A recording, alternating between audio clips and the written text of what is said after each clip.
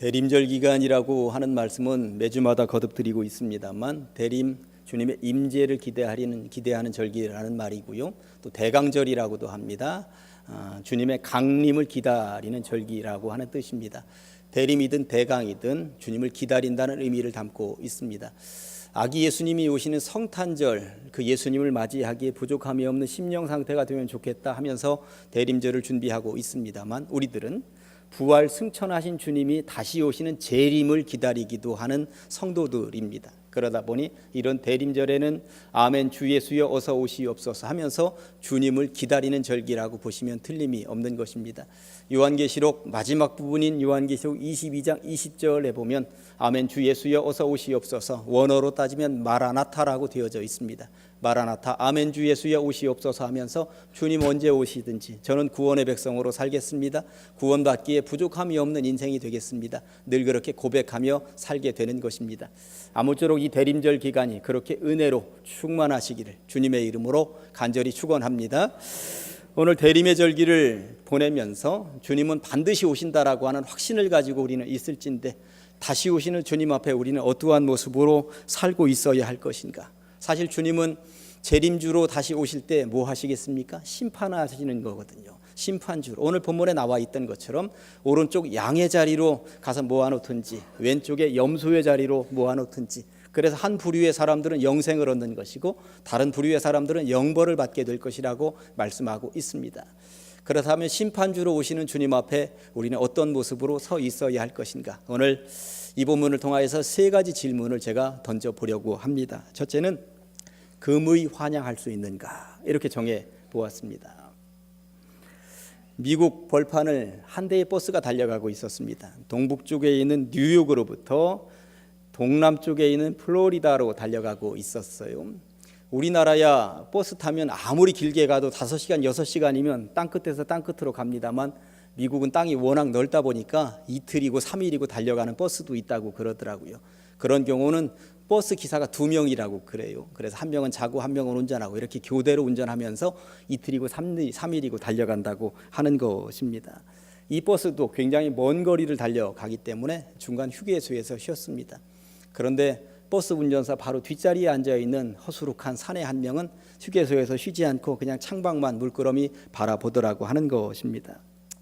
승객 중에 굉장히 발랄해 보이는 여자 승객이 그 옆에 가서 플로리다로 가시는가 봅니다. 플로리다는 바다 경치가 뛰어나다는데 맞습니까? 그렇지요. 퉁명스럽게 대답을 합니다. 그러다 보니까 더 이상 말을 이어가지 못하고 휴게소에서 쉬었습니다. 다시금 버스는 달렸고 밤새 달렸고 다음날 아침이 되었습니다. 아침에도 사람들은 이제 아침 끼니를 때워야 되니까 다 내릴 때 이 산에도 내리더라는 것입니다. 그 발랄한 여자가 우리랑 같이 드시죠 하고 같이 먹었습니다. 그리고 버스에 함께 탔는데 이 발랄한 여자분이 이 사내에게 곁에 찰싹 달라붙어 가지고 어떤 사연이 있는지, 꼭 사연이 있는 것 같다 하는 생각이 들어서 대화를 나누게 되었습니다. 그러면서 알아낸 정보가 있는데 이 사내의 이름은 빙고. 4년 전에 죄를 지어서 뉴욕에서 옥살이를 하다가 이제 3년 반 만에 가석방이 되어서 집으로 돌아가는 길이라고 하는 이야기였습니다. 그러면서 그 사내가 하는 이야기가 형무소에서 있는 기간 동안 나는 아내에게 편지를 보냈었습니다. 내가 오랫동안 집을 비워야 할 형편인 만큼 만일 그렇게 오랫동안 기다릴 수 없다면 떠나도 된다고, 아이들이 자꾸 아빠를 찾고 있다면, 그래서 괴롭다면 나를 잊어도 좋다고, 나는 충분히 당신을 이해할 수 있다고, 그러니 당신은 재혼해도 좋고 다른 삶을 살아도 좋다고, 그러면서 편지를 보냈는데 3년 반 동안 단 한 통의 답장도 오지 않았다는 거예요. 사실 지난주에 가석방이 결정이 되었고 다시금 마지막 편지라고 생각을 하고 아내에게 편지를 보냈다는 것이죠. 우리가 그때 살았던 브룬스위크라고 하는 그곳 앞에 참나무가 있는데 나는 이제 당신이 나를 받아들일 의향이 있다면 그 참나무에 노란 손수건을 걸어주오. 나는 버스를 타고 가다가 노란 손수건이 걸려 있으면 버스에서 내려서 집으로 갈 것이지만 참나무에 노란 손수건이 걸려 있지 않으면 나는 당신이 나를 받아들일 의향이 없다는 생각 때문에 그냥 버스에서 내리지 않고 그냥 가던 길을 그냥 계속 갈 것이요. 이런 편지를 보냈다라고 하는 것이죠.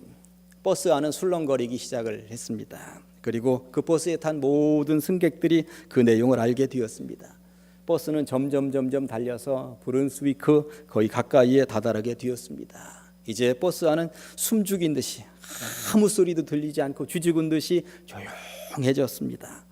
이제 고개 하나만 넘으면 목적지 브룬스위크에 다다르게 됩니다. 산에도 입을 열지 않았고 모든 사람들이 입을 열지 않았습니다. 모든 버스 승객들의 시선은 앞유리, 어서 빨리 그 참나무를 보고 싶은 앞유리로 향하고 있었습니다. 그리고 드디어 고개를 넘게 되었습니다. 노란 손수건이 매달려 있었을까요? 한 장도 매달려 있지 않았을까요? 그때였습니다. 젊은 청년들의 입에서 환호성이 터져 나왔습니다. 너나 할 것 없이 버스에서 일어나서 전부 다 춤을 추고 난리가 났습니다. 고개 넘어 저 멀리 보이는 참나무에 노란 손수건이 30장도 40장도 아니고 수백 장의 노란 손수건이 걸려 있었다라고 하는 이야기인 것입니다. 모든 버스 승객들의 박수를 받으면서 이 사내가 내려서 집으로 갔다는 이야기, 노란 손수건에 대한 이야기입니다. 미국에서 실제적으로 있었다고 하는 이야기인 것이고요. 그리고 노래로도 만들어져서 불려졌고요. 영화 한 토막으로도 등장을 했었던 내용입니다. 저는 그러면서 이 남편, 죄를 지었었던, 그래서 4년형을 받고 3년 반 동안 옥살이를 했다는 이 빙고를 묵상을 해 본 거예요.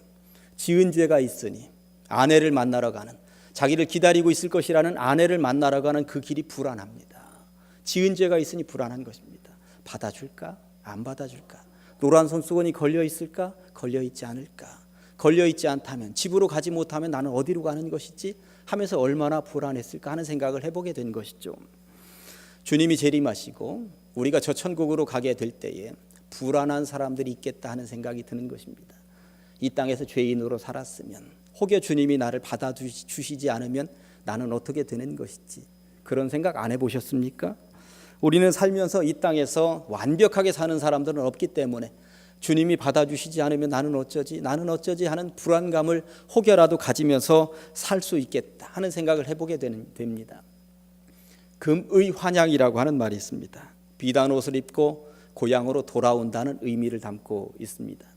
누가 비단 옷을 입고 고향으로 돌아올 수 있을까요? 밖에 나가서 성공한 사람들, 돈도 좀 버는 사람들, 고위직을 가진 사람들이 고향으로 돌아올 때 금의 환향할 수 있을 것입니다. 자랑스럽습니다. 가문의 영광이라는 소리도 들을 것입니다. 마을을 빛낸 인물이라는 소리도 들을 것입니다. 저는 천국 가는 길도 그래야 되지 않겠는가? 금의 환향하면서 우리가 돌아가야 되지 않겠습니까? 그런데 돌아가면서 내가 지은 죄가 너무 많고 주일도 너무 많이 빠뜨렸고 주님 앞에 한 일이 아무것도 없으니 주님 앞에 주님이 나를 받아주실까? 과연 저 천국에 있는 저 생명나무에 노란 손수건이 걸려 있을까? 이러면서 불안에 떨면서 가는 천국이라면 이 땅에서 너무 부족했던 것이죠. 아무쪼록 저 천국에 금의 환향할 수 있고 구원의 확신을 가지고 나는 어느 순간에도 구원받았다라고 하는 이 확신 가지고 갈 수 있다. 주님은 당연히 나를 위해서 노란 손수건 걸어놓고 어서 오라고 기다리고 계실 것이다 하는 그러한 삶을 이 땅에서 영위하고 사시다가 언제든 부르시면 금의 환향할 수 있는 성도님들 다 되시기를 주님의 이름으로 간절히 축원합니다. 두 번째 질문, 불쌍히 여기고 있는가? 오늘 본문은 사실 읽어보면 굉장히 심각합니다. 우리는 이제까지 살면서 오직 믿음으로 구원받는다, 이 확신 하나 가지고 살아왔거든요. 사실 그렇습니다. 기독교의 진리는 믿음으로 구원받는 것입니다. 그런데 천국 문 앞에서 판단 기준 하나가 더 있다고 지금 성경이 말씀하고 있는 거예요. 뭐였습니까? 작은 소자 하나에게 한 것, 작은 소자 하나에게 하지 않은 것, 이것 가지고 천국 문 앞에서 갈릴 수도 있다고 성경이 말씀하고 있는 것이죠. 제가 한 4, 5년 전에 우리나라는 덤 문화를 가지고 있다는 예화를 한번 드렸는데 기억하시는지 모르겠습니다. 우리나라 지식인 가운데 하나 이규태 씨라고 있어요. 한국인의 의식구조라는 책을 썼는데 한국인의 의식구조 한 부분에 우리나라 사람들이 덤을 얼마나 좋아하는지 그 내용을 써놓고 있어요. 이분이 6.25 한국전쟁을 마치고 그 대학교에 다니는데 등록금을 마련하기 위해서 이 소금 장수를 했다고 하는 것입니다. 손수레에다가 소금을 잔뜩 떼가지고 서울의 골목길을 돌아다니면서 소금을 팔았다는 거예요. 소금 사세요, 소금 사세요 하면 골목골목에서 아주머니들이 푸대자루를 들고 와서 소금을 사는데 학생 왔구만, 소금 파는가 봐, 아유 이거 해서 돈 벌어서 등록금 마련하려고 그러는구나, 아유 착하다 착하다 할 때만 해도 아줌마들이 다 천사라고 하는 것입니다. 그런데 이 협상에 들어가면 아줌마들 이 마음속에서 악마 기질이 등장을 하는데, 소금을 쭉 열쳐 놓으면 그 맛 좀 봐야지 하고 맛을 보는데 이렇게 한두 알 집어서 맛을 봐야 원칙 아닙니까? 꼭 이렇게 퍼가지고 맛을 본다는 거예요. 어쩜 그렇게 퍽 퍼가지고 이것을 맛을 보고 이 맛본 이것은 자기 푸대자루로 들어간다는 거예요.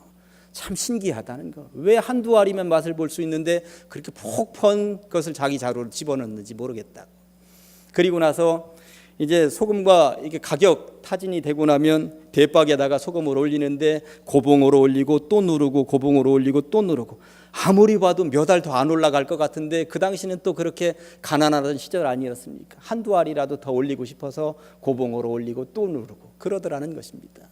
그리고 이제는 다 샀다 싶은데 마지막에 학생 덤 줘야지 하고 또 이렇게 한 주먹, 덤은 내가 주는 건데 왜 자기들이 덤을 가져가는지 모르겠다고 그러고 가져가더라는 거예요. 그러면서 책에 우리나라에는 4가지 덤이 있다고, 맛보는 맛덤, 고봉으로 쌓는 고봉덤, 그걸 또 누르는 눌러덤, 그리고 진짜덤, 이 4가지 덤이 있더라고 책에다 써놨는데 제가 아주 재밌게 웃으면서 읽었습니다. 저 어릴 때 시골 마을에 보면 장사들이 이렇게 뭔가 장사하는 분들이 이렇게 다라에다가도 들고 오고 그리고 지게에다도 싣고 오고 그랬던 기억이 있습니다. 선지국 장사, 선지 장사 오면 그날은 고기 좀 먹는 날이었습니다. 그리고 지게에 새우젓을 짊어지고 오는 장사도 제가 보았습니다. 그런 분들 오시면 또 새우젓 조금 나오고 그랬죠. 그런데 그런 분들에게 공통적인 것이 하나 있었는데, 선지를 파는 아줌마든 새우젓을 파는 아저씨든 이 옆에 덤통이 하나 있었던 것을 제가 기억합니다. 양질의 것은 따로 담아놓고 있었고요, 조금 질적으로 떨어지는 것을 덤으로 주기 위해서 덤통을 하나씩 달고 다녔던 것을 제가 기억한다라고 하는 것입니다. 아, 우리나라 사람들은 이렇게 덤 문화를 가지고 있구나. 오늘날도 대형 매장에 가보면 1+1이라고 해서 하나씩 더 얹어주는 게 이게 덤 문화거든요. 왜 덤 이야기를 이렇게 하느냐 하면, 우리들은 살면서 본질이 있습니다. 본질. 그런데 본질과 더불어서 덤을 하나씩 더 얹어줄 때 세상은 살만한 세상이 된다고 하는 것이죠. 예수님은 이 땅에 오시는 본질이 뭐였습니까? 십자가였습니다. 이 땅에 오셔서 십자가 짊어지시고 피 흘리시고 고난 당하시면 모든 인류를 구원시킬 수 있는 게 이게 본질이었습니다. 그런데 예수님은 이 본질만을 위해서 오신 분이 아니라고 하는 것입니다. 예수님도 덤통에다 덤을 하나 들고 다니셨는데 그게 뭐냐 하면 불쌍히 여기사였습니다. 예수님은 만나는 사람마다 가난한 사람들, 굶는 사람들, 아픈 사람들, 장애를 가진 사람들 누구나 다 불쌍히 여기셨다고. 특별히 나병 때문에 고생하는 사람들, 마가복음 1장 읽어보았더니 불쌍히 여기사 모든 아픈 이들마다 불쌍히 여기셨다고 말씀하고 있는 거예요. 불쌍히 여기셨다는 말을 좀 더 편한 말로 해보면 함께 아파했다는 이야기고요, 원어적으로 따져 들어가면 이 애간장이 끊어지도록 함께 아파하셨다는 이야기입니다. 그 사람의 아픔을 똑같이 아프기 위해서 그렇게 애쓰셨다라고 하는 말씀 아닙니까? 아무튼 거듭 말씀드립니다만 이 땅에 오신 예수님의 뚜렷한 목적 한 가지는 십자가였습니다. 그냥 십자가 짊어지시면 끝이었습니다. 백성들이야 이렇게 살든 저렇게 살든 굶으며 살든 아파서 살든 고생하며 살든 적당한 때에 십자가 짊어지고 오셨던 그 하늘나라로 돌아가시면 끝이었다라고 하는 것입니다. 그리고 나서 내가 짊어졌던 그 십자가만 믿어라, 그러면 너희들은 구원이다, 이러면 끝이었습니다. 그런데 예수님은 이 땅에 오셔서 십자가만 짊어지시고 그 구원을 완성하는 것으로 끝맺지 않으셨습니다. 삶을 통하여 만나는 모든 사람들마다 그 아픔을 함께 공유하면서 불쌍히 여기셨다고 성경이 말씀하고 있는 것입니다. 이 땅에서 우리들도 마찬가지입니다. 예수 십자가, 예수님의 부활, 이거 믿고 의지하면서 구원받으면 끝이에요. 우리는 믿음으로 구원받는 것입니다. 그런데 예수님은 너희들도 덤통에 불쌍히 여기사 사랑이라는 덤을 좀 가지고 다니면서 베풀고 나누라고. 그렇게 하지 않으면 이것을 진짜 믿음이라고 얘기할 수 없는 것이라고 말씀하고 있는 것이죠. 예수님이 이 땅에 오셔서 2000년 전에 만나는 사람들마다 불쌍히 여기고 끌어안으셨던 것처럼 이 땅을 사는 우리들도 만나는 사람들마다 어려운 이들마다 불쌍히 여기면서 끌어안으라고, 배고픈 이는 없는지, 아픈 이는 없는지, 외로운 이는 없는지, 이 겨울이 힘든 이는 없는지 살피라고 말씀하고 계신 것이죠. 마종하라고 하는 시인이 딸을 위한 시라는 글을 썼습니다. 딸을 위한 시 마종하. 한 시인이 어린 딸에게 말했다. 착한 사람도 공부 잘하는 사람도 다 말고 관찰을 잘하는 사람이 되라고.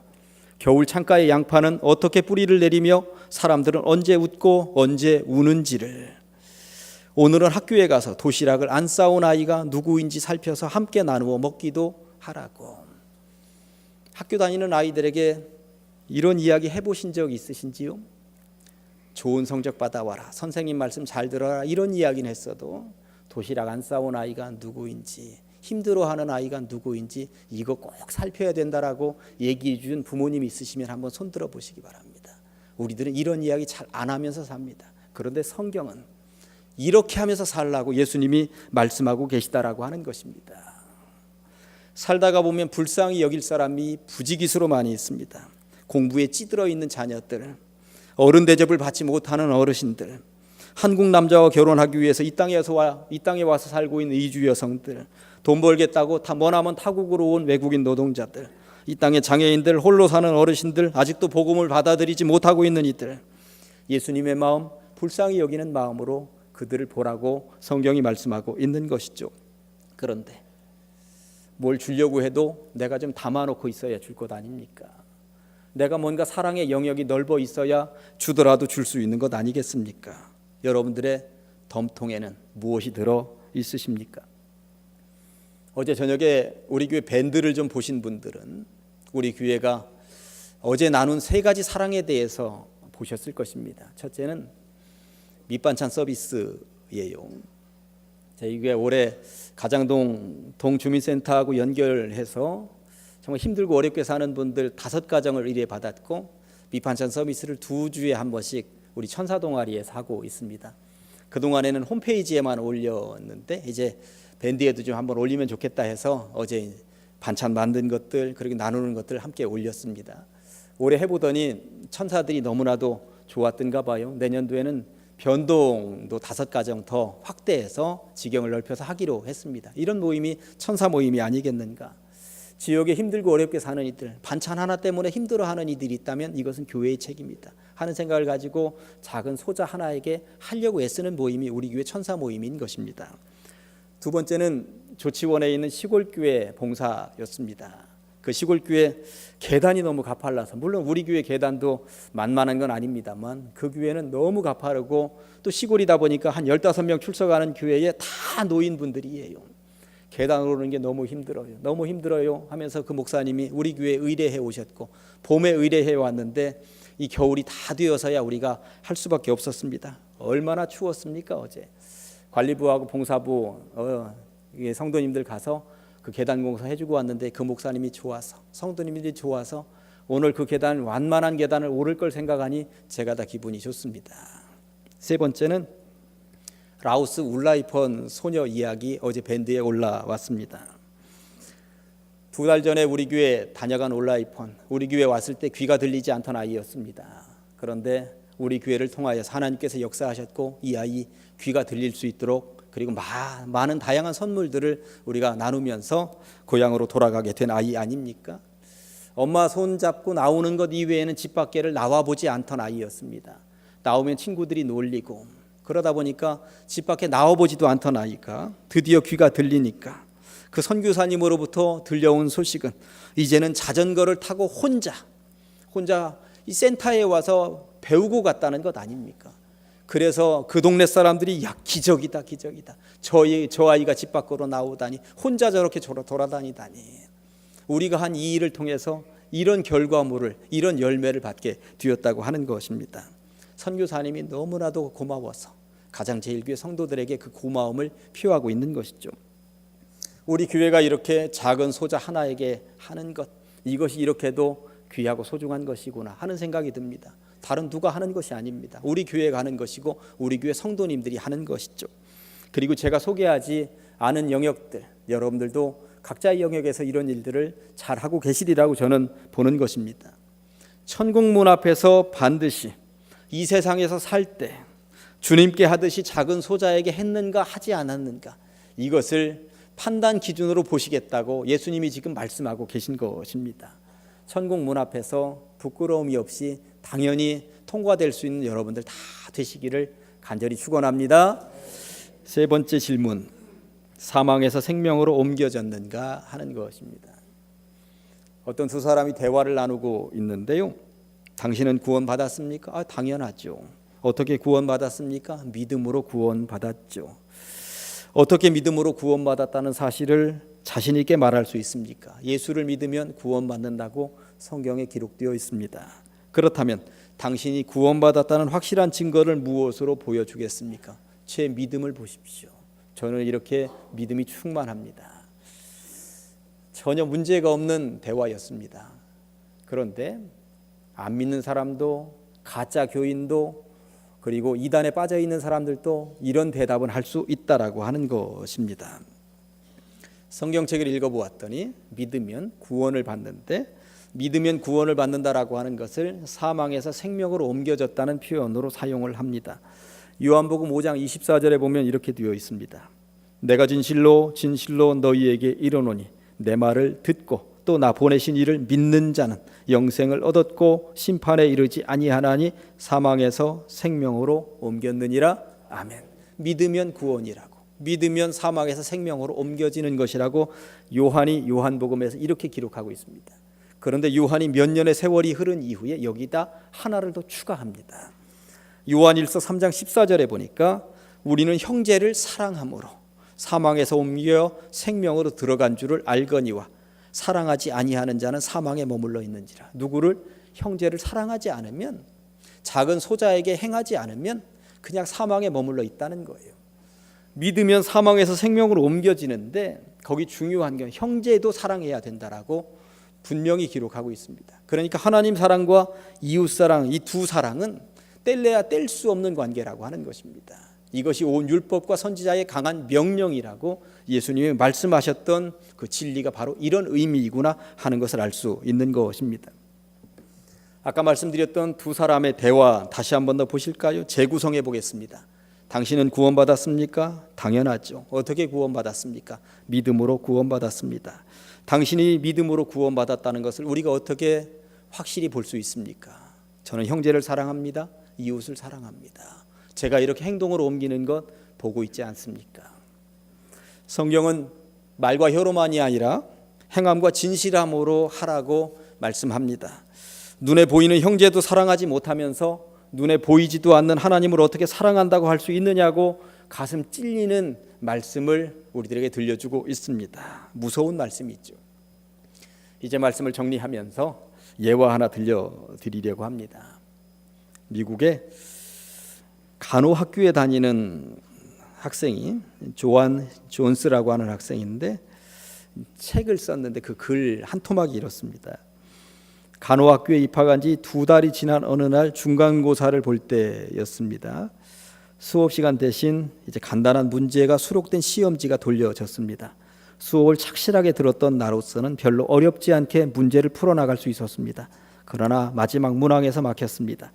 우리 학교를 깨끗하게 청소해주는 아주머니의 이름은 무엇입니까? 이것이 시험 문제라고 할 수 있는가? 난 이 아주머니를 여러 번 보았죠. 검정머리에 키가 크고 나이는 50대쯤 보였는데 이름은 뭐지? 난 마지막 문제의 답을 공란으로 두고 답안지를 제출했습니다. 모두 답안지를 제출하고 난 후 한 학생이 마지막 문항도 점수에 반영되는 것이냐고 물었습니다. 물론이지. 여러분은 간호사로서 앞으로 수많은 사람들을 대하게 될 것입니다. 한 사람 한 사람 모두가 중요한 사람들입니다. 이들은 여러분의 각별한 주의와 배려를 받을 권리가 있습니다. 어떤 경우라도 여러분은 항상 이들에게 먼저 미소를 보내야 하고 먼저 인사를 건네야 합니다. 지금도 나는 그 강의를 절대 잊을 수가 없습니다. 청소 아주머니의 이름이 도로시였다는 것도 말이죠. 그런 것이구나. 이런 것이 세밀한 것이고 이런 것이 배려인 것이고 이런 것이 사랑이구나. 내 덤통에서 나누어 줄 수 있는 것이구나. 누군가 이름 하나 아는 것이 바로 이렇게도 중요한 것이구나. 이 글을 통해서 저는 알게 되었습니다. 세심하게 불쌍히 여기는 것, 세심하게 관심을 갖는 것, 세심하게 사랑을 베푸는 것, 이것이 저 천국문 앞에서 그 믿음이 진짜인지 아닌지 판가름하는 기준이 될 것이라고 오늘 성경이 말씀하고 있으니, 그 천국 올라가기에 부족함이 없는 이 땅에서의 작은 소자 하나에게 한 것, 예수님께 하듯이 작은 소자에게 하나 한 것, 이러한 것에 전혀 문제가 없이 나중에 주님 언제든 부르시면 금의 환영할 수 있는 여러분들 다 되시기를 주님의 이름으로 간절히 축원합니다. 기도하십니다. 하나님 아버지, 주님의 은혜 감사합니다. 오늘 말씀을 통하여 깨닫게 하시니 감사합니다. 무엇보다도 주님이 우리를 부르셨고 부름받은 자로서 믿음으로 살게 하셨고, 작은 소자 하나에게 주님께 하듯이 하는 백성들이 되게 하시사 천국 백성 되기에 부족함이 없도록 이 시간 결단하게 하시니 감사합니다. 금의 환영하는 주의 백성들 다 되게 하여 주시옵소서. 예수님의 이름으로 기도합니다.